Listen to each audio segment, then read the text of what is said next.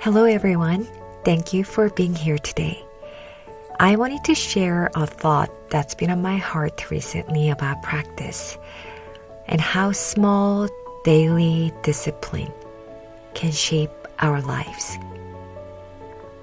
When I was 11 years old, I used to wake up at 5:30 every morning because I had a dream that honestly at that time felt impossible. And that was I really wanted to attend the Juilliard School in New York. At that age, I already knew how competitive that school was. Students from all around the world auditioned there, and only a very small number were accepted. And honestly, I knew I was not the most naturally gifted student in the room.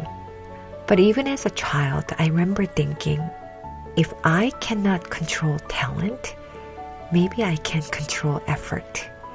Maybe I can stretch myself just a little more.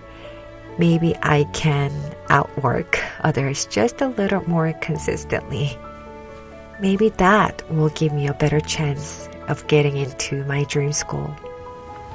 So I started getting up early before school to practice. Sometimes for an hour, sometimes longer. And interestingly, that habit stayed with me long after I got into Juilliard. And it's not because I loved waking up early. I definitely didn't.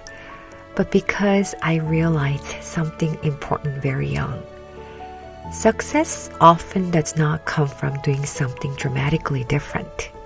Usually it comes from being willing to stay uncomfortable just a little longer than others, to go the extra mile in small ways, to do the harder things a little more consistently.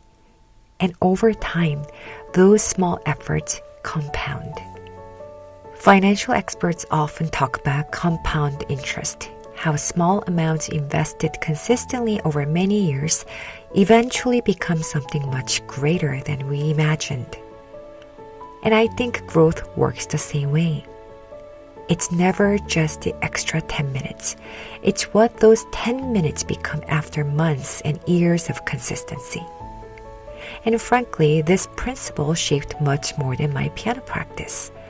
As life became fuller, college, performances, graduate school, teaching, marriage, motherhood, I realized something. Life rarely becomes less busy. As a child, I was balancing school and piano practice. In college, it became classes, practice rooms, performances, work-study jobs, and learning how to live independently for the first time. In adulthood came teaching responsibilities, housework, bills, marriage, and eventually motherhood. And now as a teacher, one of the things I hear most often from students is, I am too busy. I cannot find time to practice. And you know what? I really empathize and I can understand that feeling deeply. But over the years, I've learned that we often underestimate the power of small pockets of time.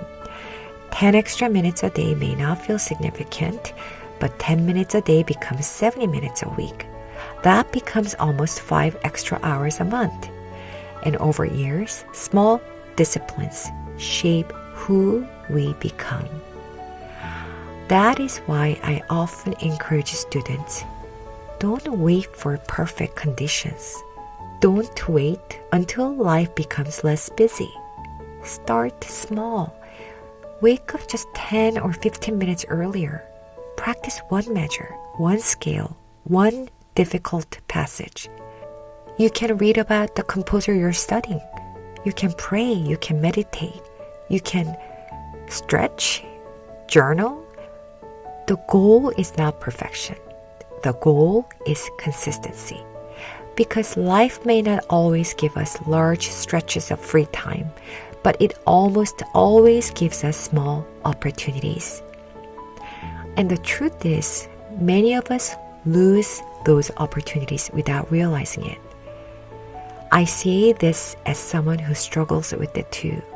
How often do we automatically reach for our phones the moment we have a spare minute? Waiting in line, sitting in the car. And I am not saying rest is bad. Rest is important. But there is difference between intentional rest and mindless distraction. What if we became a little more protective of those forgotten fragments of time?